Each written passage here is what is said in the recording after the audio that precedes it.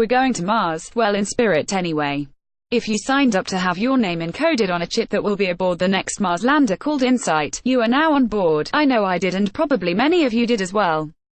NASA, an engineer in the clean room at Lockheed Martin Space in Littleton, Colorado, affixes a dime-sized chip onto the lander deck of NASA's InSight spacecraft.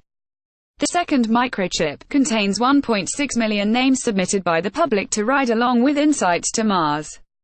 The chip was installed on January 23, 2018. This joins another microchip that was previously installed that included 800,000 names for a grand total of 2.4 million names going to Mars as early as May 5, 2018.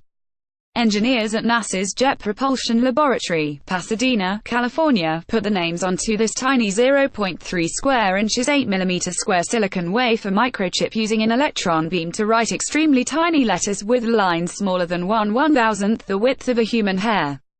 The dime-sized chip is affixed to the InSight lander deck and will remain on Mars forever. Normally used to make high-precision nanometer-scale devices, this technique was also used to write millions of names that were transported on NASA Mars rovers in Orion's first test flight. InSight is the first Mars mission dedicated to study the deep interior of Mars. Its findings will advance understanding of the early history of all rocky planets, including Earth. JPL, a division of Caltech in Pasadena, California, manages the InSight project for NASA's Science Mission Directorate, Washington.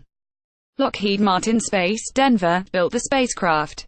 InSight is part of NASA's Discovery program, which is managed by NASA's Marshall Space Flight Center in Huntsville, Alabama. Credit NASA Paul Carl Teach Lockheed Martin.